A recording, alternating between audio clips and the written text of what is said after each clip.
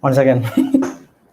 And now we are live, Mike. Yeah. All right. Hello, Hey Tana. guys, welcome to Yep. another week with Yes. CarTUNES, and today it's a special one. We've got a very special guest all the way from Singapore joining us, Yep. Brinal, and it's going Yeah. to be an interesting one because I think come to suspensions and tuning for them, it's something that's more of a black art magic. if you can, Yes. if It you can is. think about it, it's like black art. It is. It's very mysterious. And I think most people who do suspension, they end up spending money to keep changing parts here and there, trying and Yeah. error to get the perfect formula. Exactly. But we Yeah. are honored and thankful to have Brandon joining us later on. Yep. And as usual, we'll start our show at 4 o'clock sharp. With Yep. that, let's start with the intro for CarTUNES.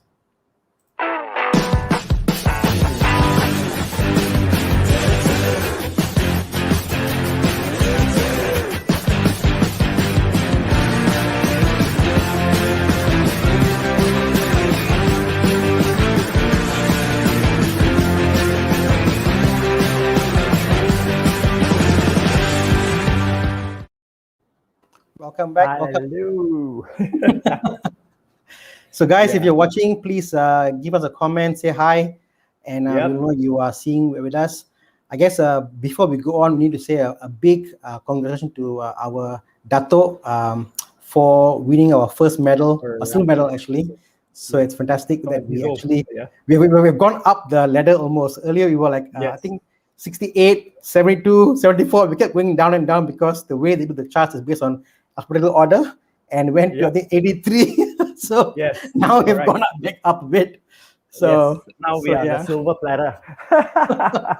Thanks to Dato Azizul. Yeah. And exactly. congratulations to him. Yeah. Yeah. Yeah. So we got a few people joining us now. We got Kanesan. Kanesan, thanks so much for joining us again. We see you Yep. every week, and yes, please And come and Gary say as hi to well. us. Oh yes, we've got Gary Chin. Yep. Gary Chin, have you done your tuning with us? It's S5. Actually, his car is with me right now. I see. Okay. Yeah. So we just got it to 400 horses lah. Wow. Yeah. The The car S5 is actually, the car actually came from factory. hmm? It's punching above its horsepower rating. The car came in. Yeah. So it was already giving a lot. What I find interesting about the Audi Yes. actually is that when you Yep. buy the Audis, Yes. used especially, if Yep. you are diligent, you should get the VIN number and check it out, because from factory they can spec out to certain different suspensions, and they've got differential gears. They got the sports differential. Yes. Correct. So if you're lucky, you get a very good spec. If not, you get the lower spec.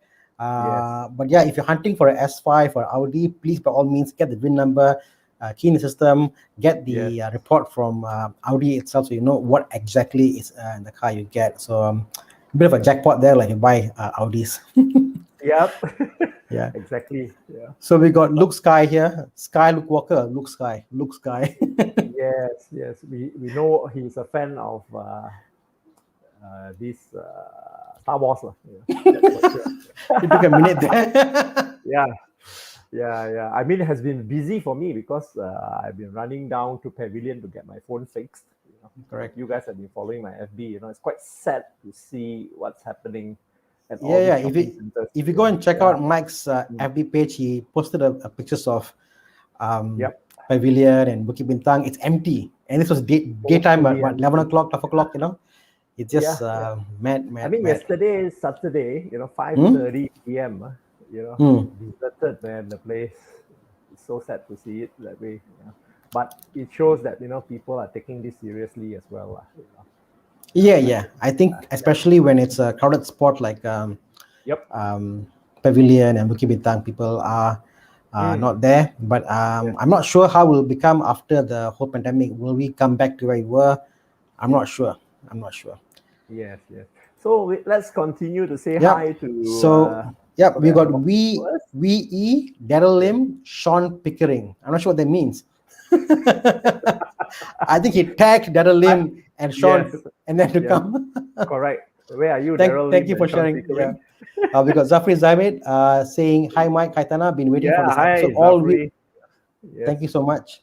And another obviously fan we've of got ours, also tuned by us. Mr. Con. Mr. Yep. Con Wailun. Hi Con, how are Yes. you?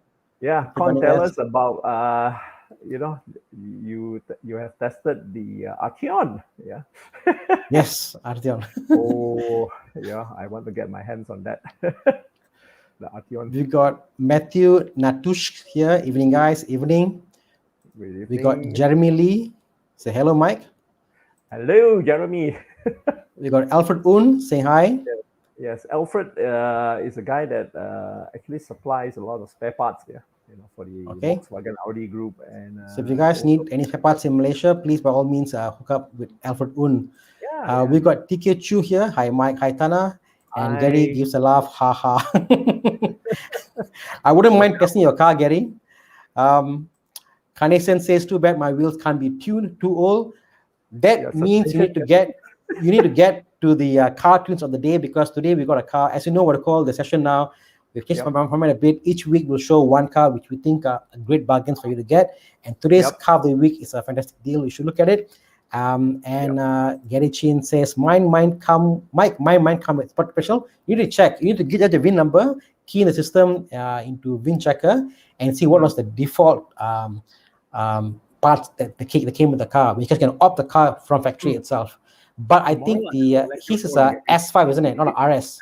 Am I right? It's an S5, but a facelifted S5. Yeah. I know that all the RS come with sport differential. RS, I'm not really sure. Okay. Yeah. And then, hello, Mike. Can an old E34 M50 engine be tuned? It depends. That one will be a hard chip. It will be a hard chip. Yeah. Okay. If it can be so, tuned, it will be a hard chip. So a few more guys who are saying hi to us, but I think before we go in there, let's welcome today's guest, Brinal Chua. Hey, Brinal, how are you? Hi, Brinal. Hi. I'm fine, thank you. Thanks for having me on board here.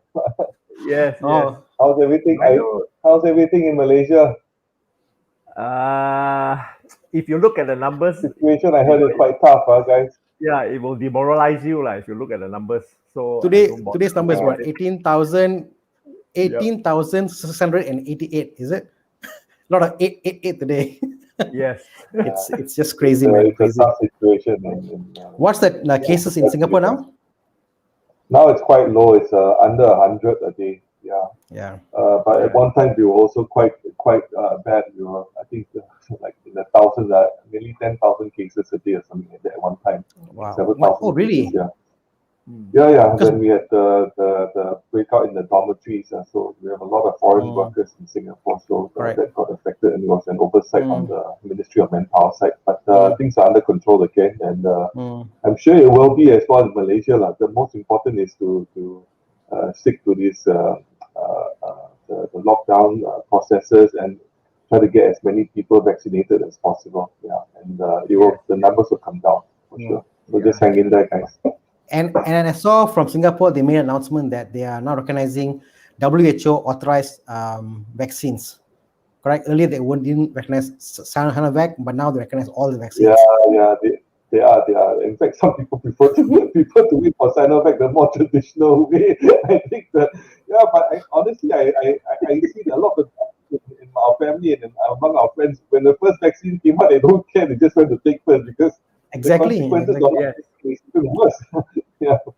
I think I strongly advise anybody who hasn't taken their vaccine yet to quickly go and get it. Because, to me, I'm just happy that I can come to Singapore once the border opens up with my vaccine. So that's why I was interested in that.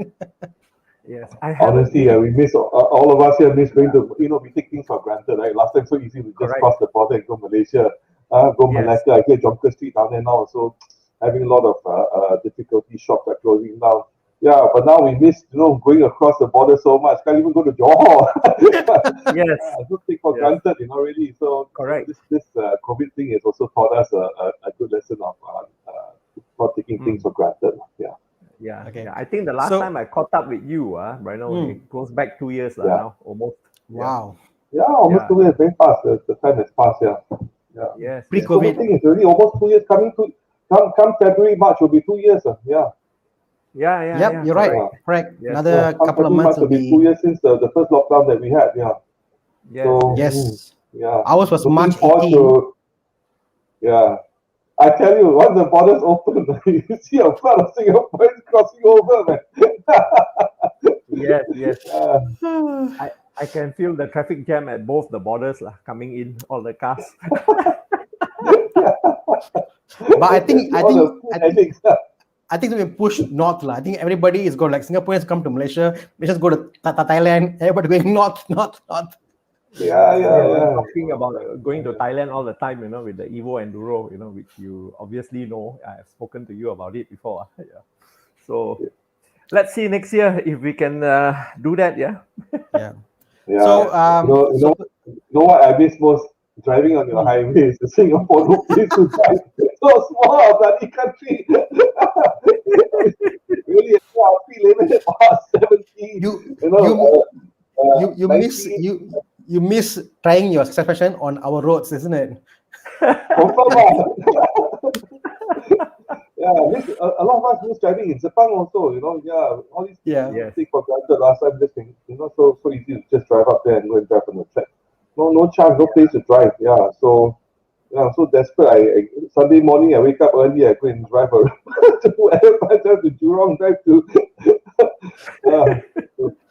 Very sad. Very sad. Yeah, but thank you once again, for having me on board, and I'm ready to enlighten you guys on suspension by KW. Let's shoot away. So Con, our resident or motoring journalist says what I call Singapore can cast badly decarbonization from run on plus. Yeah, need to decarbonize, do a Italian tune-up on the plus highway. Correct. Okay. I think so. Yeah. Okay, so we're going to go to the first segment of today. It's actually to do with the Golf GTI. I think it's a car both of you are familiar with. So what we do is each week we show one car which we think it's a great value you can look into. And this is obviously Mike's car in Bukit Bintang, as you can see. Empty roads. Look at the roads in Bukit Bintang. This was today or yesterday? Yeah. No, this was this afternoon at 1:30 in the afternoon. I went to pick my phone up. Yeah. So that's look crazy. at that. That is Bukit Bintang. No cars, Yes. That's crazy. This is near Marriott down there, right? Yes, correct. What I guess what I call for you, Brinal, makes you fall in love with the MK5 platform from VW? Okay, maybe I can take a little bit step backwards. My first car was a Mark 1 GTI. There were just in the 90s. So that car I really fell in love with. I had it for 8 years. It was I took it over from my dad, who drove it for 1.5 years, and I drove it for another 8 years plus. Yeah. And so the car, in terms of the power to weight ratio and the wolf in sheepskin feeling really left me with a wonderful impression of the Golf GTI. So after that, when the Mark II and Mark III came on, it's okay, but I found that the car just didn't have the same feeling as the Mark 1 in terms of the weight and the power, and it became more refined when the Mark 1 was raw. Mark 4 was interesting because of the turbocharger. So we had one too, and then we did up the car with the full Oettinger, and we took it to Sepang as well, and had a lot of fun with it. But the car had a lot of understeer. But when the Mark 5 came out, wow, that was a game changer. The BSG gearbox and that 2-liter turbo engine was simply perfect. So I've had the car for already 10 years. I just renewed the COE for the car, and it's still performing very well. The car is almost bulletproof. Very little wear and tear. And I originally had the KW DVCs on it, and it was working very well. And I just recently changed it to the V3s, and because I don't really play around with the different settings anymore, especially now in Singapore. Lockdown mode. Play with the settings. Just play around. Setting. But the V3s, I realized it's a different kind of performance. Because you can adjust the compression, so it gives you a different kind of handling. Sorry, you're saying? No, but it's amazing that when they came to Mark 5, it's a big leap, isn't it? I mean, talking about the engine, you're talking about the daisy gearbox, you're talking about the interior, because interior was more of everybody's car back then. With Mark 4, Mark 5 was like bit more refined. And I think of all the VWs, and some may agree, disagree, the new ones are okay, fine, they are sporty. But I think this shape, for me, at least the Mark V was the defining shape of the Golf GTI. I think it looks beautiful. Those rims, I think, are fantastic. Stock rims, So there's nothing I would do to the car differently. Nothing. For me, the Mark V, define Volkswagen what it is today, for me, the Mark V, because the Mark V actually put the GTI name back to where Volkswagen belong, because I think the low point for GTI was the Mark IV, So I think they had the worst sales in Mark IV. Yes. Yeah. And with the Mark V, you just have the right amount of rawness, and also, the daily drivability of the car is just there, and the right feedback you get from the steering and all that, And I don't think Volkswagen can repeat this again. Correct. So we got some numbers here on tuning for the Mark V. So on stage 1, you can see from 200, it goes to 250 horsepower, 50% gain, and on torque from 280, it goes to 260. So quite a big jump. Stock just on stage 1 and stage 2, obviously it goes much higher. But obviously, as you know, in daily tuning, it's more about the feel, more about the drive, more about how it revs up. I actually drove Mike's father-in-law's car about a month ago, and I haven't driven. I've sat in a Mark V, but I haven't driven Mark V ever. So first time driving a Mark V, which is fairly stock, and I was blown away. I was like, oh my God, they did this in 2003. How the hell did they do this in 2003? Like almost 20 years ago. And it is so well planted. The car communicates. You can feel what's happening in the car, and it's so comfortable. And it's like you can go fast on the car, and it's like stiffens up. When you go slower, it's so comfortable to drive. I understand the whole driving mentality of that everyday driver. I think it's just amazing, And Tana, I do not know whether you realize this. This car, is the first electric steering VW ever did. Oh, yes, that's true. Yeah, and when you drive it, you don't feel that it's very electrical, right? No, it's not. It was very communicative. I could feel what's happening in the car. It is definitely an all-rounder, So definitely. It's funny you just mentioned that, Mike, because just only a few days ago, I forgot that the car is electric steering. Because the mechanic was asking me, I said, no, should be hydraulic. Because the car is 2008. So I keep thinking it's still hydraulic. Then he told me, are you sure not? Then I said, let me switch off the engine. So when you switch off the engine, the steering stiffens up, right? Then you switch it on, then it lightens up, and no, it's electric. That's all about it. Yeah, it's electric. But it really feels like the old hydraulic steering. It has a very good feel to it. Yes. Right. Unfortunately, even until the Mark 7, they haven't been able to repeat it. What they have done. The feel of the steering, is it? Yes. So we got some that chat numbers here. I drove the Mark 8 GTI about a few weeks ago. Car very refined. In Singapore, we had a test drive car in a Volkswagen, so I went down to take a drive with a friend of mine there. Car is, of course, the interior is very nice, everything's up there, but it lacks a little bit of character in the car, coming from Mark 1 all the way to Mark 5 and then the Mark 8. You can't say it's a lousy car. Of course, it's a great car. It's just that it just doesn't have that character that we're so used to driving from Mark 5. The rawness. I know that it just suddenly it feels more engaging. Whereas it feels like the car does everything for you. You go into a corner, you push into a corner, you feel that like somebody else is driving the car for you. So overall, it's a good car. There's no doubt about it. It's just that, personally, I'm quite happy with this Mark 5. I don't think I'll be changing cars for a while. Yeah, same here. So, that's why you renew your COE on the car. I think the Mark 5, will become a classic. This is very interesting. A young guy came up to me and said, "Wow, I I really like your car. This is the classic Volkswagen. So you don't realize it that the car is moving into the classic CPI status already. Yeah, they got this uncle white hair out here driving the car. The young boy. Uncle's car. I mean, like, it was quite funny. Just now also I got one customer texted me asking me about old Scirocco. I said, to me, old Scirocco is the Mark 1, Mark 2 Sciroccos from the 70s and the 80s, you know. Oh. Then he realized, then he said, oh, okay. Those cars are very rare. Yeah. Very rare. Remember the Corrado? Yeah. Corrados are beautiful.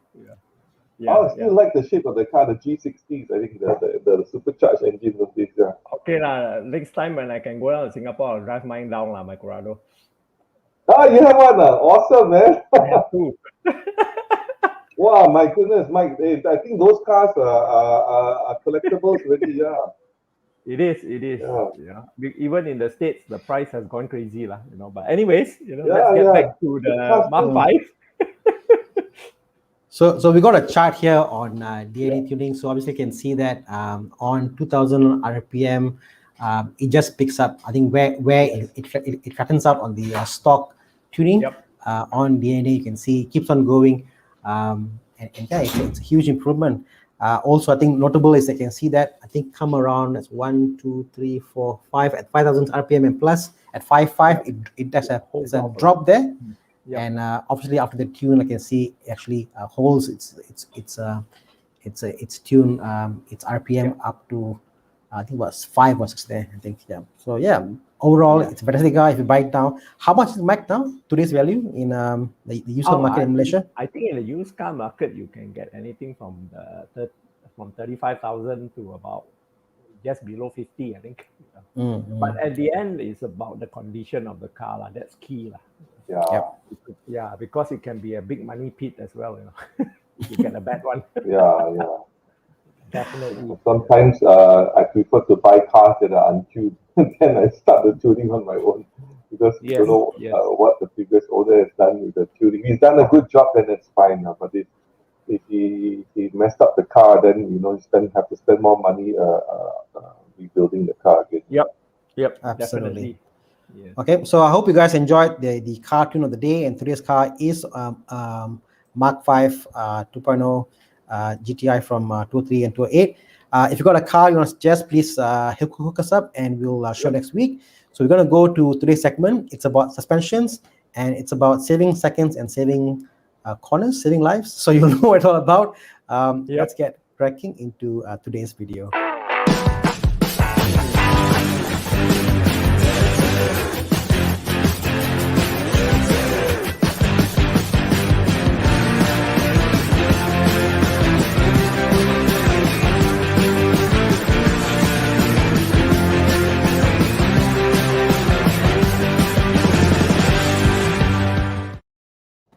So welcome back. So before we begin, Brinal, I think we should do a quick intro about, I guess, KW.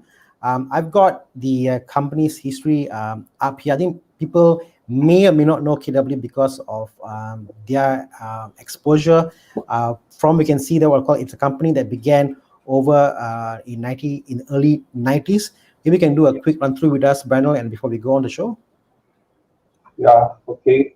Basically, KW started in the 80s, in fact, as early as 80s. And what the KW stands for Klaus Wohlfahrt, and he's the owner, and together with his brother Jürgen Wohlfahrt, they both started the company. But they actually started very, very small.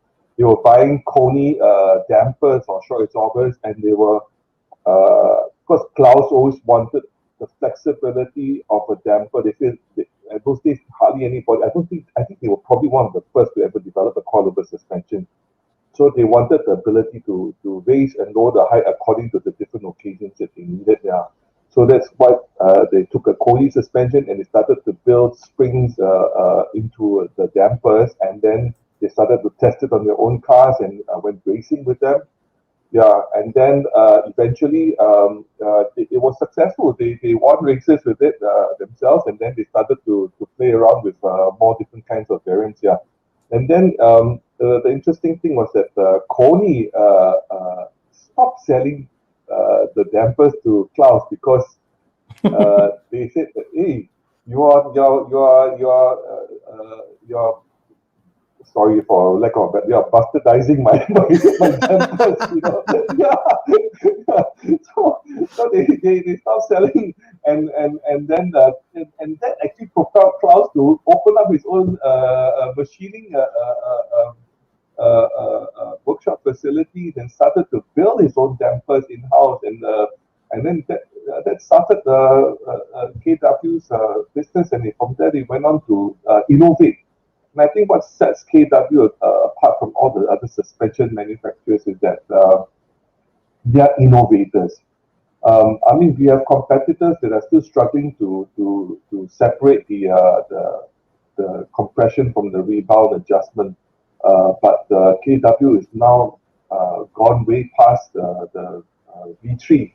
Now the V3, for those who may not be familiar, KW's V1 suspension means height adjustable, V2 means height and rebound, V3 means height, rebound, and compression.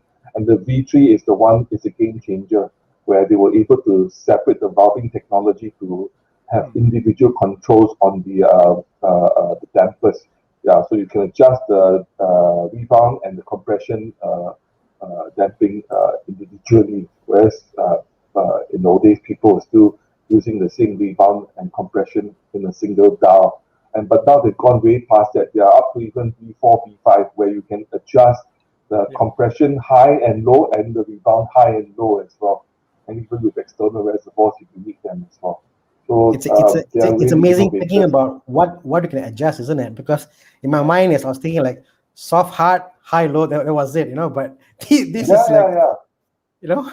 Yeah, it's crazy. Yeah, and those days that was already a very good. But wow, when they moved on to V4, I said wow. And then we moved on to V5. I said, my goodness, how do you separate the how to separate the channeling of the hydraulic fluids to adjust the different compression and rebound. So to me it was mind-boggling, you know, to know where they are at. And these valving technologies they are all hand-built in KW, so that's why the delivery times are getting longer and longer, because the demand is getting greater and greater for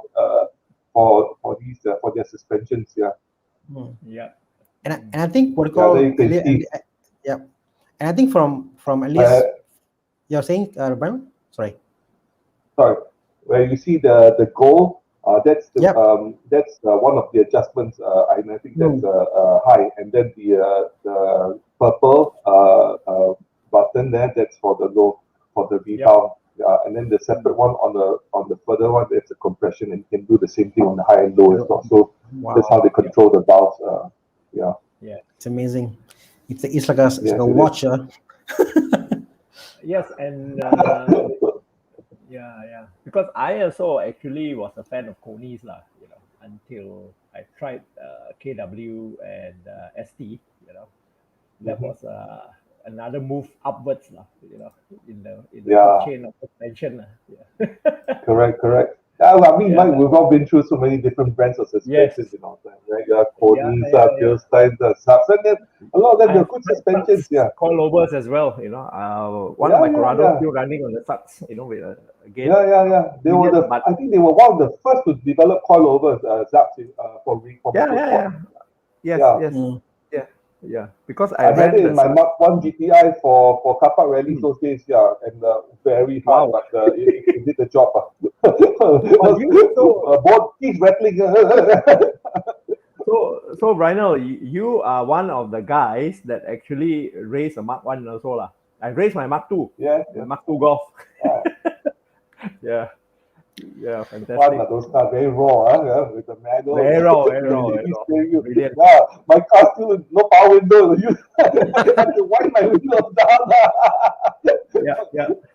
We got a question from a viewer here. Zafri says, I actually changed my suspension setup with Bilstein performance shocks and H&R rolling springs because I wanted to lower my car and reduce body roll, but I'm interested about getting coilovers. what advantages do they provide if I'm not taking my car to a track or if I'm not constantly adjusting the ride height? Okay. Basically, this comes back to the question of the conventional suspensions versus coilovers. Yeah. So there's no right or wrong. You can't say that Bill Stein with H&R going things without. No, it's not.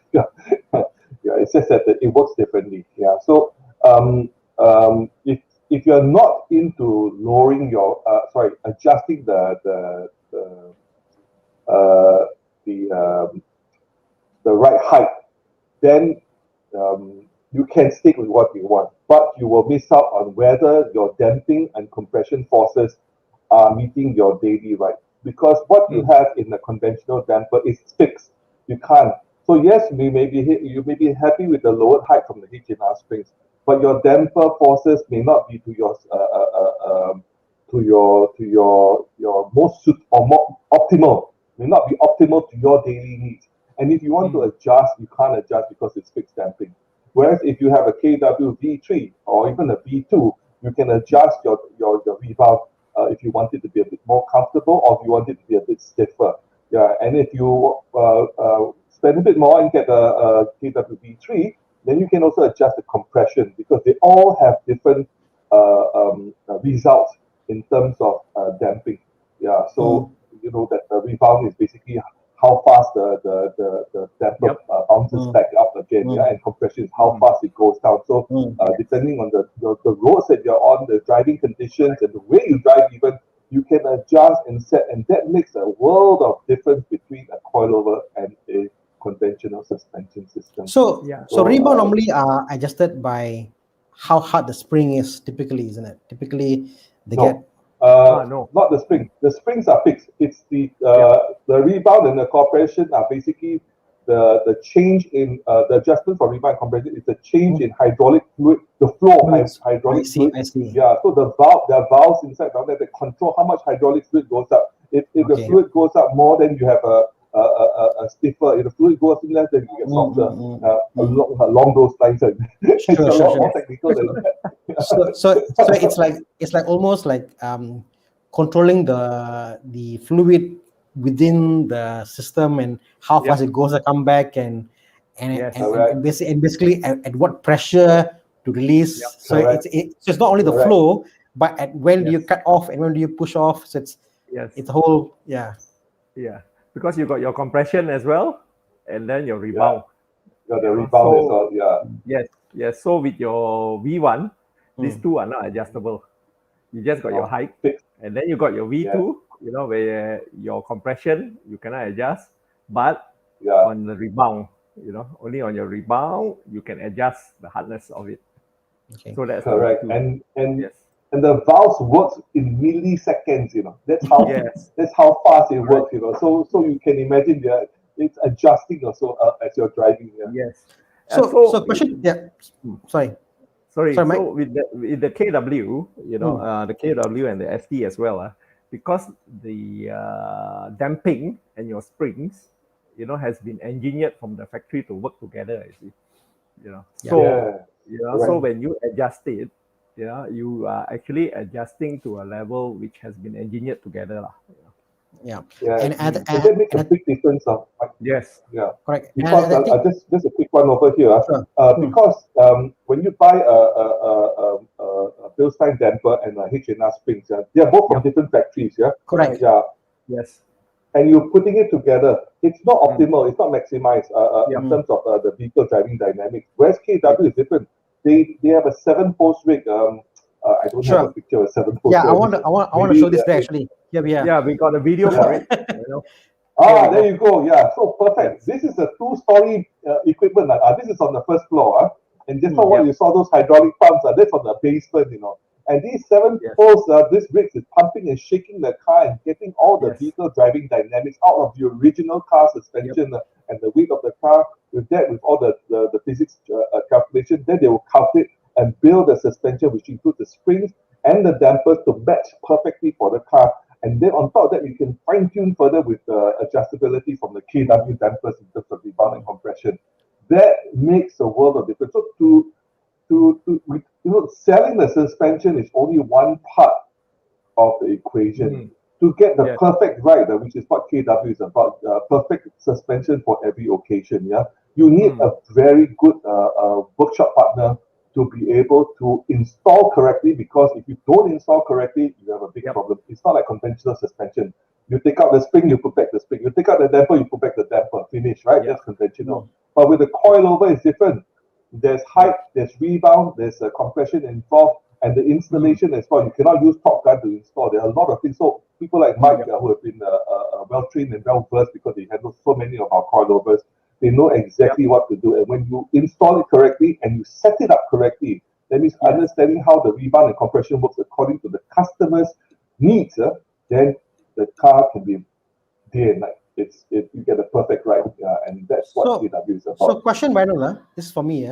So I guess from the factory, they would have settings for each particular car. So they will give you the kind of the recipe of how do you install for this particular car. Is that how it works? Correct. So every box comes with two manuals. The first one is the installation manual. So the installation manual is very detailed because it has to be. So 1, 2, 3, 4, 5 means 1, 2, 3, 4, 5. You cannot skip a step, right? Including using the correct tools as well. It's all indicated in the manual. Then you have the setup manual after the thing is installed. So the setup manual gives you a range, right? So that means, okay, if it's a V3, KW V3, then you have a range of where, how many clicks to how many clicks, and they'll tell you roughly this is about factory setting, right? Yeah, but of course for the particular car, is it? For the particular car, it's always for the particular car. I see. It is not. It's not like it's not an off-the-shelf product for all cars. No, it's one car, one model. No, Tana. Even the models are built specifically for the car model. That's why every car goes onto this 7-post rig first. They test it first, and then they extract out all the vehicle driving dynamics data of the original car. Then they build the suspension specifically for the car, and that's what makes a huge difference between the drive. So for everybody out there, so out there who don't, to give an idea, if you guys play Race Room, so Race Room is a very popular racing app which they use, and of all the racing apps and simulators out there, Race Room is the top leading because they have the 7-post rig and they take all the physics out of the car and they can put it into the app. So a lot of the simulators say what are called the best racing simulator is from Race Room because KW owns technology. They can go and extract it out, and that's where I think like gear tuning is able to kind of see what the car is and make it better and keep it there. The same way KW has an ability to, from what I hear at least, to know what your car is and design to your particular car. Because even the A6, the A6 will have what I call a high model or 3.0. Supercharged. Each model, the different weight is there, different weight balance front and back, different tires, so they're all different. So imagine every single car out there goes to the facility, they will scan the car for physics, for dynamics, and they put the recipe in. So and no other company in the world can do this, and that's I think is the what sets KW apart. This whole 7-post system, because the 7-post rig, the 7-post rig can actually simulate any road conditions. For any part of the world. So this 7-post rig, there are only 15 in the world. 12 belong to Formula One teams, the current Formula One teams. 2 belong to car manufacturer, and only one suspension company in the world has it in house. That's what I know of today. And that's KW. And this one used to belong to the BAR team, right? BAR Formula One. No, not BAR. Correct. You're right. Honda BAR. Honda BAR. KW fought over the 7-post rig from the team when they shut it down many years ago. So this was the game changer for KW, where they could actually use this to develop their suspensions. And I think when people talk about pricing, about KW, I think that what we understand is that, as I said before, you could buy Bilstein and HRR put together, but you're playing gambling because you're not sure you get what you want. You can tune, but you're not sure. You may get what you want. But here it's from the factory. They have tested. They know what works. They know what you need for the car to be safe. And I think this topic was how to be safe on the road and how about saving seconds. Because I guess maybe you can talk to us about about that aspect of it. I mean, why do suspensions matter so much in terms of speed on the road? Grip at least. Okay. Maybe Mike, you want to start first? Yeah, then I. Yep. Ken, I think the difference is because I also came from the game of actually buying springs and shocks. I love my conies, I love my iBucks, back then as well. So I also started from there, and that's where KW started with conies as well. Yeah. So because with the conies we can actually adjust the rebound as well. You see, with the conies. And they do work very well, and I thought that was already a top suspension, until I went and installed the ST coilovers onto which is equivalent to the KW V2s into my Mark 5 Golf, and oh my God, and the first time when I installed that, it was like, wow. I thought the iBucks and conies were good, but this is a different level altogether, And the surprising thing for me was the ride, the ride was so good, that with the Mark 5 Golf, I think, if you got the Mark 5 or Mark 6, you guys out there, the rear end of the GTI on the Mark 5 and Mark 6, it's always going up and down on the highway. If you are traveling, it keeps on hopping at the back, especially if you are driving at, say, 130 to 160 kilometers an hour in any of our highways. Because our highways has a lot of undulation, the whole car just keeps on undulating on the highway, And I can remember first time when I drove that car back to Segamat, I have to slow down because my son's sitting at the back. I pity them. Because the car was bouncy. So after the ST, wow, it's a huge difference. And the car at the rear end of the car just settled down, and I can actually drive faster, much faster, and the car had loads of grip. And the plus point was because we can adjust the rebound, so I can adjust it to a point where it's a good compromise between ride and handling. And one more last thing is the adjustability of the car and the feedback the suspension gives you. Not many suspension can give you the feedback, but from testing so many different cars from my customers and all that, I do not know how KW do it, but I'm not selling. I'm talking from a driver's point of view. Is how the suspension actually reacts to our input and actually telling us what's happening with the tires. I think that is very important. We got a question from TK Chu here. What's KW and what's ST? I guess there are two coilover systems. Are they two different? Are they the same? I mean, Brinal, you can explain on the differences? TK, basically KW owns ST suspension. So KW is a premium product, so it can be expensive, especially once you go into the V3, V4, or V5, and club sport and competition or suspension, it becomes very expensive. But so Klaus wants everybody to have a taste, to appreciate their technology. So he developed this brand called ST Suspension. It's basically to make their coilover technology more affordable to people. Especially when you're buying a used car, and I'm no different from anybody else. If I buy a second-hand car or I don't want to spend too much money, I want something more affordable, definitely ST is the solution. And the good news is that it's the same technology. It's built by the same people in the same production line as KW, right? And the only difference between ST and KW is really just the metal that they're using in terms of the damper housing. KW is made of stainless steel, so you see it's a lot shinier, right? And ST is made of galvanized steel. And it's the only difference, it works perfectly the same. The only difference is galvanized steel is more prone to corrosion if you are in a country where you have a lot of snow and it throws salt on the snow and so on. Yeah, but I mean, we don't have this problem in our region. We've got customers using ST suspensions for, I don't know, 7 years, 6, 7 years or more, you know, and they don't have any trouble with this damper at all. Yeah.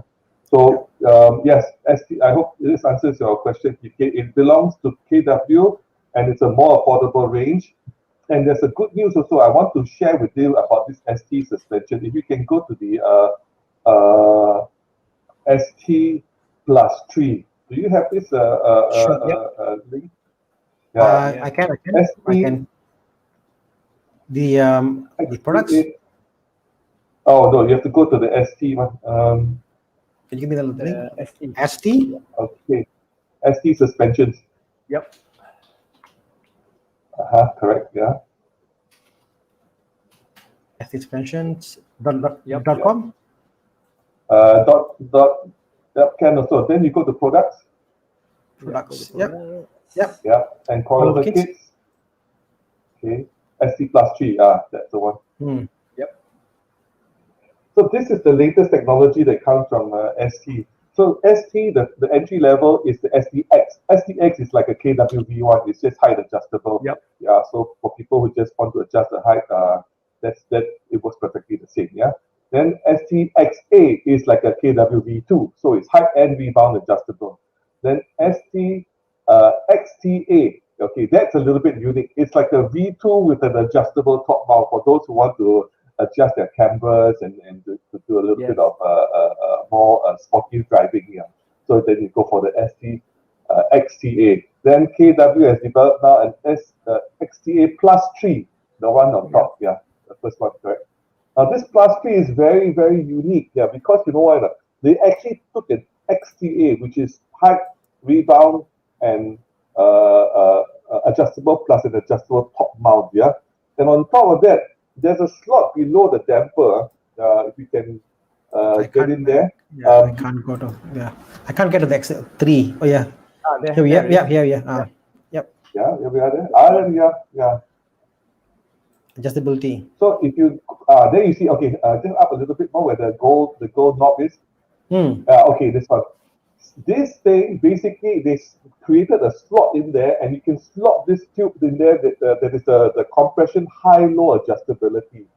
Yeah, so you can with the plus 3, it comes with high adjustable, then rebound adjustable, top mount adjustable, and compression adjustable on high and low.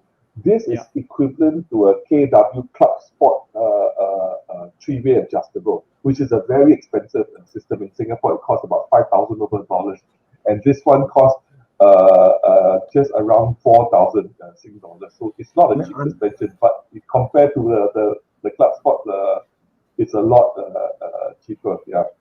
Yeah, I'm just checking out. They have for my old Porsche 986.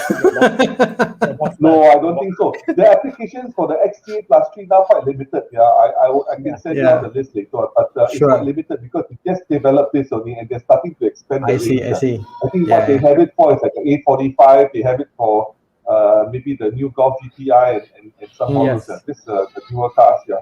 And the E92 BMW, you know. But honestly, the prices are not that bad if you think about this. I mean, just looking at the prices over here, it's not bad. I mean, let's look at a BMW. Let's say if you are looking at STXA, which is rebound adjustable, which is let's look at F30. F30, F30. Let's look at a 320i. Yeah, any one of them. Yeah. Okay. Yeah. And then product for my car. Okay. Coilovers from 839. There's 3 products here. So we've got the XTX, XTXA, and the XTA. I mean, I think let's go the middle ground. So the XT989, it's not too bad, what? Not too bad. Not too bad. When it reaches Malaysia, you know, including the setup, it's about 1,000 ringgit roughly. Yeah, 7,000. No, it's 1,000 pounds. Yeah, about 6,000 pounds to 7,000. Yeah. Yeah, which is not bad. It's not bad at all because And not only that, it comes with 2 years unlimited mileage warranty. That's the other strong point about KW. Correct. 2 years unlimited mileage warranty. Question about serviceability. I mean, once you get these kind of shocks, can you service them? Are they like, is there any options? At the moment, Tana, to answer your question, at the moment it's not possible because the technology KW doesn't allow anybody else outside of the factory to service. At the moment, only Japan, China, US, and Germany have this service station, and that's a huge investment. It's about at least 30,000 euros just to set up the suspension rebuild facilities. But next year, KW will have their own Southeast Asia office in Singapore. And following that, we plan to set up the service station in Singapore as well. So we will be able to do that. And Klaus's vision is to try to create a more affordable way of developing service stations in every major country, and hopefully we can have one in Malaysia sometime later. But if not, Singapore would be the next closest to rebuild suspensions. Because my personal, this is purely from a buyer's point of view, my personal issue with Philistine and HRR was that they are one-off. You buy them, and then after a while it goes off, and you throw them away, and then you get a new one. I find it's a bit of a waste, especially you buy like premium high-end coilovers. But if there's a way to service them, then I think it's a much more sensible way of buying things and making sure that they last. But if they're coming to our region and you can service them, that's quite cheap actually. I'm looking at the price here. I'm like, shit. Sorry, my shocks for my car that I did for my Audi was just about there. Obviously plus installation and stuff, but this is going to be from ST. I'm like, it's not really bad. It's not bad, man. Trust me, Tana, the performance difference, is quite pronounced. Like myself, because I'm in the midst of changing my coilover on my car as well. So I got a temporary setup in my car, which came off one of my partner's car, from a local guy. And I was coming back just now in the rain. It wasn't so reassuring driving the car now. For me, the shocks is the number one thing that you need to kind of sort out for your car. This M4 not available. It's available. M4 is available, and I think the Plus 3 might be available shortly as well. I think. Okay. Yeah. Fantastic. One of the questions from Brian William is titanium alloy could be used to manufacture the. It was a consideration at one point. We were thinking about it, but then we realized that the material is too soft and brittle, so it won't last. The forces that a damper has to endure is a lot, and titanium is not exactly the strongest material. It's light, but not the strongest. It's light, but not strong. Brian William, sorry, Padua vehicle we don't have for KWST. We apologize for that. Okay. Titanium is not suitable, for cars. Not so suitable. Not at the moment. So also I think this year we've got 1 second. So this is a video of the new addition to the family. BBS has now joined KW. So are you looking to be a reseller of BBS rims in this region, or how does it work?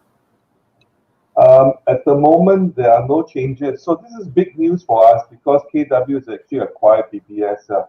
BBS has been a company that's been, this is open news. They've been struggling financially for many years because of their commitments to the OE manufacturing. So that business is not the most profitable business. So Klaus's plans to actually turn this around and focus more on the origins of BBS, which is very much aftermarket and motorsport oriented. So we will still do some OEM business, but mainly for the very high-end specific models. For instance, you see for KW as well, we don't produce for OEM except for example AMG Black Series, BMW M3 CS models and so on. So that's the direction for BBS. Well, BBS be sold in this region. It is already sold, and there are distributors in the market. and there'll be no changes at the moment. Yeah, so we will need some time to relook at the whole situation. But you can expect that great things will be coming out under the new leadership of KW Klaus. Yeah, and the exciting time for BBS as well. Yeah. Yeah. Got a question from Jason. That the brand name for BBS, regardless of whatever challenges that they've been going at, it is still the strongest new brand name. Brand name never got affected. Yeah. No. I think I can remember from when I was very young, I saw BBS rims as a unique design. So I think it will stand the test of time. They've got their own design language. Yeah. Got a question from Jason here. It says, so what is changing inside the absorbers for standard AMG's adaptive suspension or a DW's VDCC? We change setting from via, so this is the, when you put aftermarket shocks, absorbers and coilovers for something that's more like customizable from the system itself. Does it talk to each other? Yeah, Jason, so basically what we do when we actually, what you're referring to will be a KW DDC system. So KW has a DDC which basically has two versions. It's a DDC plug and play and a DDC ECU. So the DDC means it's electronically adjustable. So it comes with a switch and a push button switch. And when you push a button, the blue button basically spells comfort mode, and that's for city driving. When you press it one time, it goes to like a purple color mode, and that's for sports driving. That sports mode is basically for highway, high-speed driving. So when you drive on a high speed and the car starts to float, you press that into that purple mode or sports mode. It flattens out the car. You put a glass of water down there on your dashboard, you stick it with blue tag, you can see the water stops shaking when you're on the sports mode on the highway. So it shows you that it really works. And I had it in my car, and it's a wonderful suspension. Then you press one more time, it goes into a red color mode, and that's basically the Sports Plus mode. Now, Sports Plus mode is basically for track driving. Yeah, so you go to Sepang, you put Sports Plus, and basically it stiffens up, and you can have a lot more fun driving that. So the DDC plug and play basically works with your car's original that means it's meant for cars that already have original electronic suspensions. So it works with the car's button. Or changing mode changing button. But the DDC ECU are for cars that do not have electronic suspensions. Like my Mark 5, it doesn't have an electronic suspension, so I bought a DDC ECU, and that comes with not only the button that you can press those three modes. There's also an app where you can actually connect to your smartphone, and there you can go into the individual dampers, front, left, right, or rear, left, right, and adjust how much damping force you want on the individual suspension. And you can save it, and you can even share it with other friends who actually have the same setup as well. So they can download your Sepang settings, and then they know how your settings are like. It's super high tech. That's why I'm telling you, the technology. This KW is just innovators. They're innovators. Constantly innovating on one product, which is coilover suspension. Yeah. Yes. One car you can have up to 5 or 6 different coilover systems. Except for the right height, everything else you can tune with your phone. Right height also you can. Right height have to adjust manually. Manually adjust. Wow, you can adjust right. Okay, you can adjust right height, but that's only on the HLS system. For supercars, go up and down. That's for the supercars parking mode on. I tell you, I had a car which was so low. I went to the car park. Wow, I got stuck down there. I wanted to reverse out, because my front spoiler was already starting to scrape. And behind me was a whole bunch of cars waiting for me to get out. I had no choice. I had to drive through with my front splitter. My carbon front splitter just broke and gave way. Yeah, next day I went to order the HLS system to adjust the height. So you mentioned earlier on that DCC kit from KW. So there's a button that you put in the dash. So when you press it in sport mode, or let's say on a Audi, for example, or dynamic mode, does it go with that, or you got to press another button on the coilover system to control it separately? So if the Audi already has electronic suspension system, it works with the car's controller. Yep. Yeah. I see. There's a suspension. There's a suspension controller mode button in the car. Correct. You use the same factory one. But if the car doesn't come with the electronic suspension, then you use the button that comes from KW. Okay. Yep. So to answer Sean Pickering's question, no, because they have systems to overcome that. You don't need to get a delete kit. Okay. No, there is a delete kit. Yeah. You need a delete kit if you downgrade. If you're not using the car's original suspension, electronic suspension, then you do need a DDC kit. Yeah. But if it's a DDC plug and play, you do not need a canceller kit because it will work with the car's original electronic suspension. So Sean, we hope that answers your question. Yeah. And if it's Sean, if it's yours is F30, we can actually code it to delete your EDC as well. Yeah. So no problem there. Okay. Save money. Save money. You don't have to buy the EDC kit. Yeah. That one is Mike's specialty. So the STXA, he was talking about the STXA. With the STXA, you don't have to buy the EDC delete kit. We can actually code it off for you. Yeah. So there we go. So we got Chegu here, Chegu Suresh, obviously our resident track racer, driver, teacher, headmaster, everything.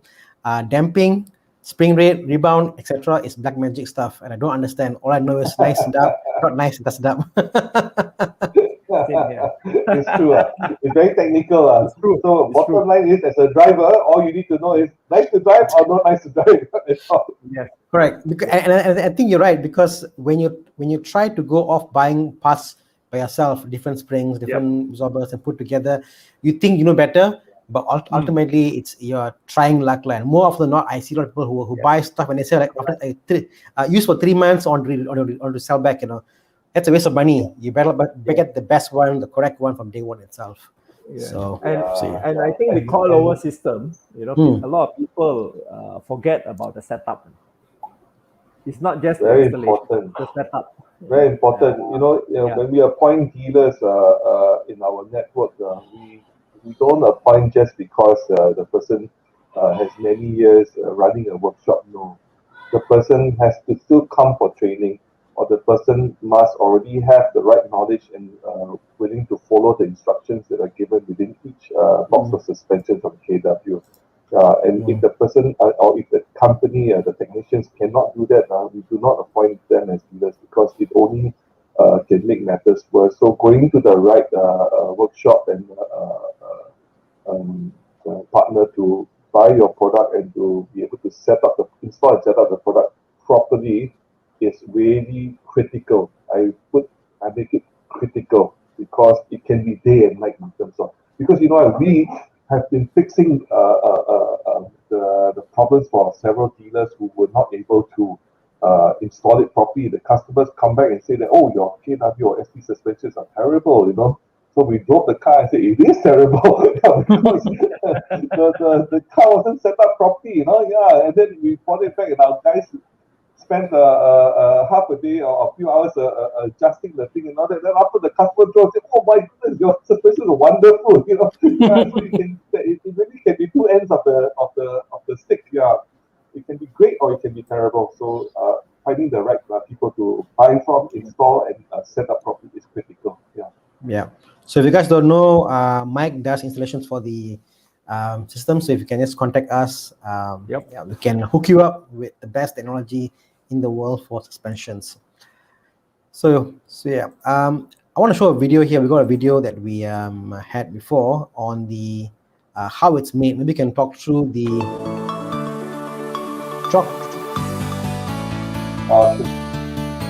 so that's basically showing you why stainless steel is better. It's less corrosion there, and this is how they make the dampers. Using stainless steel. A lot of the work is still basically hand-built. And of course, starting to go into more automation on certain things that can be done. But generally, the suspensions are all hand-built by very experienced employees. Yeah. And people forget that in Germany they got TÜV certification. It's extremely hard to be certified in Germany, and you can't simply buy a system and put into a car. You got to be really certified. And this is German TÜV certified, so it's amazing quality, guys. Yes. Correct. Yeah. So it's German TÜV certified with EEC test reports. Yeah. So it's definitely roadworthy. Yeah. So you see a lot, so very manually done. Yeah. Of course, everything it has its top. You know, it's set so that it doesn't depend on too much on human error. So everything is set with certain amount of torque and so on. But still, a lot of it is still assembled by people. Yeah. And the staff that I see down there, I mean, I've been working with them for more than 10 years. The people there don't change. It's like it's like their life job, you know. Yeah. So they go for testing on every single absorbers that come out of the factory, yeah? Correct. Yes. This is a very expensive equipment. This is what we call a shock dyno. Yeah. So it tests the damping forces to make sure that every damper is equally the same. Yeah. And these shock dynos are like over $1,000 or even more. Yeah. And they're constantly testing everything before they actually put it into the box for customers. Yeah, and the shock dyno will be part of the equipment required in the service station. That's why the setup is so expensive. Yeah. So we will have a shock dyno within our facilities sometime later part of next year, hopefully. Yeah. So this is the logistics department. Everything is very well packed so that the suspension doesn't even move at all inside the box. You see how tightly it's packed. Yeah. Yes. I mean, I just received the latest shipment 2 days ago. You know, everything is packed perfectly. Yeah. Just a quick question. I know KW do a lot of racing as well. And I think you all are one of the main suppliers in a lot of the touring car championships in the US as well as in Europe, right? Yes, correct. In fact, it's very funny. We're not the main sponsor. We are the main supplier. Sometimes you see in front, the brand name is a different brand of suspension, but actually the car inside is using KW because the sponsor is a different brand name, but the race team is using our suspensions. Yeah. Correct. Example, in the Nürburgring, we have this Manthey Racing. Manthey Racing is the #1 Porsche racing team in the world. They basically belong to Porsche. Yeah, and outside they carry a different brand of suspension sometimes. But you see inside it's all KW. I was talking to someone from Race Room KW Malaysia, and I was saying that people don't believe that behind the scene, most of the car manufacturers or like racing teams, they give access to KW to test their cars, to get the data out and tell them to advise them. When you've got a world of people want to be secretive about the session, KW is a trusted partner for them to kind of advise them. So yeah, behind the scene, very few companies have got the access to the race teams to do that. So I was really impressed with that. You're right, Tana, because it's a 7-post rig. Because to be able to develop the suspensions to their road conditions, you need a 7-post rig to extract that kind of data. This is Formula 1 technology. It's the highest level of suspension technology that you can find. Yeah, so that's why when Klaus bought when that 7-post rig was made available from Honda Bar, he, without even asking how much, he said, "I want it." That's it. Whatever price he would have paid for it, because it would take the company's innovation to another level. And we don't sponsor many race teams. In fact, we don't, because we don't need to. But we build for many race teams. We don't race ourselves, but we build for many race teams. We don't sponsor because it's just outflow of money putting on brands and so on these races. But we don't need that. Yeah, our business is more than enough. But we do build suspensions for a lot of race teams. Yeah. You get free advertisement because people are using them, isn't it? Yep. Yeah. So, but they want to pay money to put their names on the car. Let them go and do it. We don't need that. Yeah. Basically, we know where we stand in terms of our technology, and we are the best at what we do. Yeah. And this is the so this XT83 Plus we spoke about, that the fact that the body is galvanized opposed to the inox metal we used in the KW. And it's galvanized. So beautiful. Malaysia, really, you don't really stainless steel in Malaysia, actually. No, not even our whole region don't need Mike, you're right. Our whole region don't need stainless steel at all. You have to have this galvanized is more than enough. Of course, it's nicer looking. This is where it really makes a huge difference: the compression and rebound adjustability. It's basically a three-way adjustable suspension: rebound and compression, high and low, really high and low on compression alone. 18 clicks on the low rebound damping, 24 clicks on the compression, high and low, both sides. So it's a three-way adjustable. And to buy this from KW, it's a KW Club Sport three-way. Easily, we're looking at about 15 to 20,000 ringgit. Depending on the model of car. So this is what I call, just my knowledge over here. So there's 18 levels of settings for the rebound, as in the going up. Then you got on low speeds, what is the compression rate? You've got 24 settings, and on high speed, 24. So it's so you could tune it to that, what I call on low speed it's comfortable, on high speed it becomes very firm. Correct. Pretty impressive. Very impressive. And KW, you click 1-2 clicks, you can feel the difference, you see the Taiwanese suspension, you have to click 3-4 clicks before you feel anything. Correct. Yes. I on mine I went like 5 of the 3-4. Okay, now I can feel it, it's pretty amazing, It's a huge difference. And so, what's this Uniball top mount? Honestly, I'm not so familiar. This one basically this one is basically for us to adjust the camber settings on your suspension. Because a lot of modern cars we cannot really adjust the camber on it, So with the Uniball, we can accurately actually put in the camber and it's something that is very important for cornering, especially in all the cars, because be able to pull in a little bit more when you have a bit more camber, more negative camber, your front end will bite more. Correct. Yes. So it's one of the few that actually has the adjustable camera top mounts. Correct. And the other thing about the ST is that now they also allow you to do customizing, so you can customize the color of the springs. There's a whole range. You go to the website, you can change a whole range of colors of the springs. Yes. And you can even have your name on it, or if you want to put it as a gift to somebody, you can say, or just put limited edition or whatever you want to put on it, I'll do green. There you go. Nice, man. Cool, purple, pink, purple. red. That's nice. It's really nice. Amazing stuff. And one thing is with the KWST suspension, I can make it ride properly for Malaysian roads, That's very important, I think, And because our Malaysian roads are not exactly smooth, so you want a suspension that can actually absorb all these bumps when you're going through a corner, so that it doesn't upset the car. I think that's very important.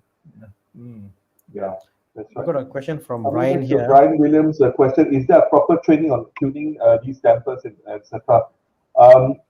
We don't have a specific training thing. Basically, you just need to read the manual. If you read the manual carefully and you follow the instructions down there, it's as good as any training you get. And Mike knows this very well. And basically, I set it up to what the customer wants, Yes, correct. That's more. But moving forward, once the KW service station is set up, we plan to have more training facilities in Singapore as well for our dealers around the region. So that will come at a later stage. But generally, right now, if you follow the instruction manuals very carefully, that comes with every suspension box, you shouldn't go too far off. And whenever if there's any issue, our dealers, our partners can always call us in Singapore, and we can give the guidance from there. Yep. Yeah. So Lu Gengwai asked, will it be harsher ride options for Uniball top mount? I think the top mount provides the adjustability, as Mike said. It's that the fact is all the shocks they have there, you coilovers, you can tune how it will behave and low speed, high speed. So I think even if you want it to be more comfortable, they can make it whatever you want. So is that right? Yeah. I think it will be in terms of harsher ride, maybe very slightly lah, but I think with the plastic, very slight. It's not as comfortable as the original rubber top mount, but the difference is very slight. Yeah. And so there you go. There you go. I like what Con is saying there. Which is what? Yes. Stiff only, no use. Must have some compliance to maintain composure on poor roads. Correct. Yeah, that's very important. It's like you get a car, you tune the car up, and so shocked driving, fantastic, yeah. But how often you ride so harsh? You're not. So you need to have that duality. And I think if it's a street car that you're driving and it's your daily car, and there must be duality to it. On slow speeds it's fine, fantastic, and high speeds is also good. And I think that's what you can get with KWST suspension systems. Yep. Con says, Chico Suresh comment, I a bit sharp was uncle. Because Suresh Naidu does some racing on the on Sepang, and he has a BRZ. He's got his Lotus Elise, so he's definitely the driver. Definitely need KW and SCs. Brinal, he has been asking me, so maybe I got to ask you for some discount so that I can pass it on to Suresh. We can talk about it on the side. Yes, because Tegu Suresh for demo purposes. Because Tegu Suresh. Definitely, if you're pushing your car on the tracks, Con, I think you really could do with a good set of KW or SC suspensions. Yeah, this one says Suresh missing out mantap's condition Nelofa Padu. That's a Malay joke. Okay, so we have now passed I think about 1 hour 15 minutes on the show. Again, Brinal, thank you so much for coming. We need to be back on board again to talk about, I think, the final details about driving. But we can end the show with something today's news. So today, early on, Biden made an announcement. I'll show on screen over here. Let me just show this. So Biden announced that by 2030, they're going to have 50% cars that are EVs in the States. I think the same thing happened in China.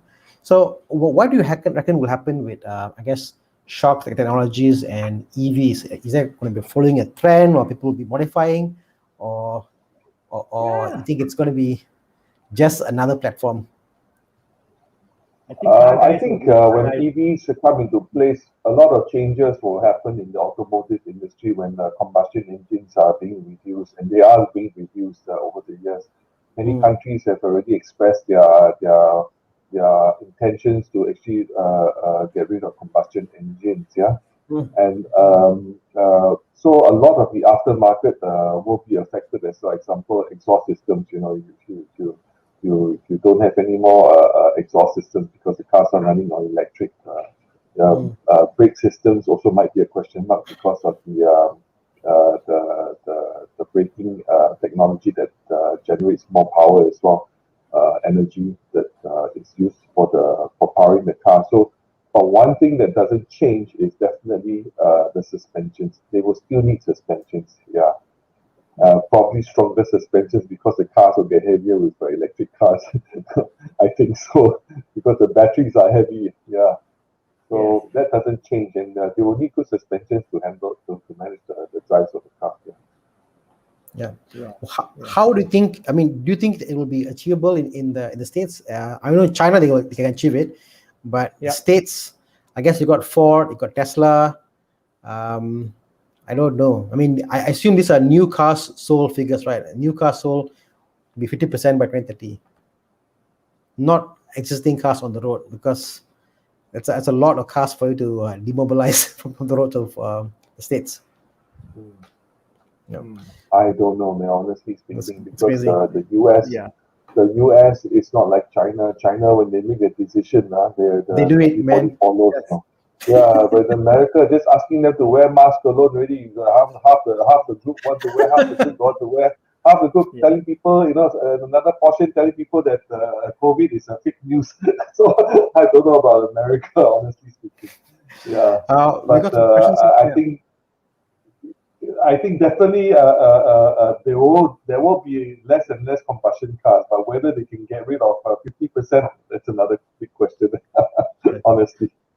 We got Zafar here with a comment saying, can coilovers be used to achieve even more floaty feeling than stock, i.e. comfort? So I guess on, let's say, you got a 7 Series and you want to make it even more comfortable than what it is. Is that something that we can do in coilovers? No, not really. Yeah, generally, when you're looking at coilovers, the dampers are shorter, so the springs are also, the travel is shorter. So the ride is slightly compromised, so it won't get more comfortable than the original, to be honest, But this is for people who really want a balance between comfort and performance, Yeah, I think when people go for coilovers, it's more about performance gains, Performance, correct. KW does have a street comfort coilover, where the damping rates and the spring rates are more comfortable. But even then, it won't. It gets closer to the original, but it won't be more comfortable than the original, to be honest. Yeah. Okay, thank you for that. We've got a question from Lu Geng Wai. At max ride height, are the coilovers height same as OEM setup? Thinking about trying, but don't like the shorter height. The shorter height is even when you push it up to the maximum height.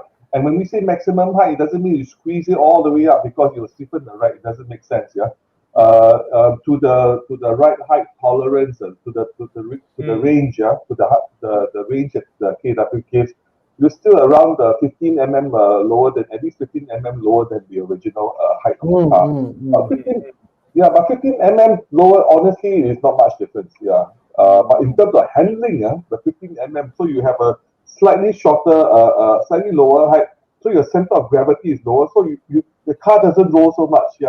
The steering also has a better feel connection to the wheels and the tires and the road. So I think that for 15 mm, to give up 15 mm of height to get back the kind of handling and performance of the suspension, to me is a worthwhile trade.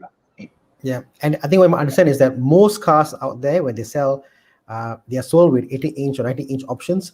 And what I noticed is that they won't change that the setup. Is just what I call a different tire or rim setup on it. So going lower, it will not affect you that much in terms of. No, I think there are more benefits. Sorry. What I meant was there are benefits to changing to coilovers, but it is not like we are going against manufacturer's spec, because even from the factory, different cars are just they're made as a one solution for all. They're not made customized for your particular tire or rim. So you could have say I want to go stock, but you forget that you are using different tires, different rims on your car.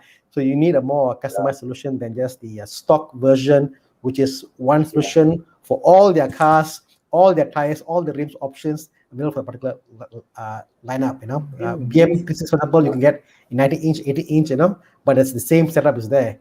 So relying on stock is not the way to go, I think, if you want performance. So we got Con here. You got manufacturers that actually sell the car with different ride heights as well. Some with a sportier suspension, like BMW, they have their M Sport, and then AMG has their AMG spec as well. So Con here. In general terms, how are EV suspensions tuned differently to regular cars? You can take into account vehicle weight and total different power delivery fashion. Have you done any EV cars before? I guess. Yes, Tesla. We've done the Tesla Model 3, and basically the car is developed the same way as any of the other cars. It's put on a 7-post rig. You extract out the weight of the car, the vehicle driving dynamics, and the physics we use to calculate is based on what we extract out from this 7-post rig, and then we develop from there. A lot of difference the car on Tesla, because the cars are generally quite heavy because it's got a huge battery pack in the car. So the car has a lot less roll, a lot less what do you call it, understeer as well when you set it up correctly. Yeah, and it's more planted. It's a lot more planted. So and he's right. Con is right. When you floor an electric car, the EV car, the power delivery just basically surges. So so you can adjust the damping rate on the rear so that it doesn't go back so much and the car starts to tilt upwards. Yeah, so when the car is flattened, right, and the car is flat on the ground, you definitely always have much more grip, and your sprint is actually faster than your weight is all on the back, and then your two front wheels are actually lightened up, moving in the front like that. Yeah. So but you can only do that with a suspension that you can adjust. If you can't adjust the suspension, I think a lot of us. Yeah, I think a lot of us also forget, when you change your suspension setup to a coilover, your dynamic safety has actually improved by a huge amount as well. Yes. In terms of braking and avoidance, of a lot of difference. Braking. The safety aspect is actually improved much. We have a video on the Tesla. Maybe the next time I can share this video that KW has done on the Tesla in terms of the standard car and side by side. The standard car, I mean, not actual side by side, but in the video, understand. The standard car and the one with the KW, you can see the difference. How the car is, one is so planted, the other is just wobbling all over the place. So, I mean, a good instance for us, the distance in the braking is shortened as well.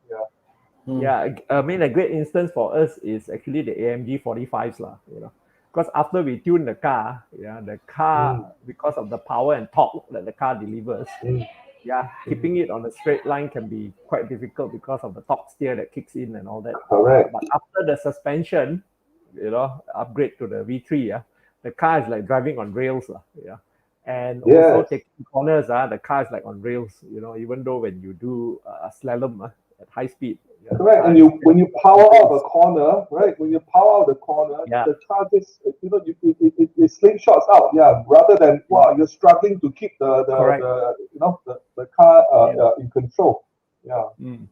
And one thing I noticed with the AMGs also, the braking improved quite tremendously after we have installed the coilovers, and we can actually lay the power down easily. And the surprising thing is also it gives a better ride, to the AMGs. The A45. You see, the original suspensions, because they're generally softer, right? So if you brake hard, it pitches. Right? So when it pitches, you're basically using your front two wheels to stop the car, and the back two wheels, because it's lifted up, you don't have so much traction on the ground. But with the KW, the car is flatter, because of the lower center of gravity, and then also the damping forces are different, right? The car brakes with all four wheels, so definitely the distance is shortened in terms of braking. So a lot of people don't realize the safety aspect. I tell you, I cannot drive a car without a proper suspension anymore. Same here. You can feel the difference. It's huge. Big difference. Yeah. All right, I think we have reached we've come to the end of the show. So Mike, next week, what are we doing? Okay, next week we're going to talk about the 4 patches on your car, which is the tires. I'm going to have the Goodyear marketing people in here and the product people in here as well, to talk about the Goodyear tires. Lately I have installed Goodyear tires onto both my Golf in the family, my father-in-law's car as well as my own car. So I'll give certain feedback on that, and we will have the Goodyear people in as well. All right, for next week. And if you guys want to feel how the ST suspension is, give me a shout. My cars are on the STXA suspension, so you guys can come in and get a first-hand experience, testing the STXA suspension on my cars. All right. So, thank you everyone for joining us. I'd like to thank Brinal, for coming on. Always a pleasure, Mike. Yeah. Dana, thanks for having me. Yes, we had an excellent session with you, and would like to thank every one of you, for coming on board with us today. Yeah. All right. Okay, guys, as usual, we'll be back next week, 4 p.m. on Sunday. Please share with your friends if you have any topic you want to talk about. Please also comment below, and we will do it next week or the following week. Yep. Bye, guys. See you guys next week. Okay. Cheers. Bye. Enjoy the rest of your Sunday. Bye bye, everybody. Yep. Bye. God bless.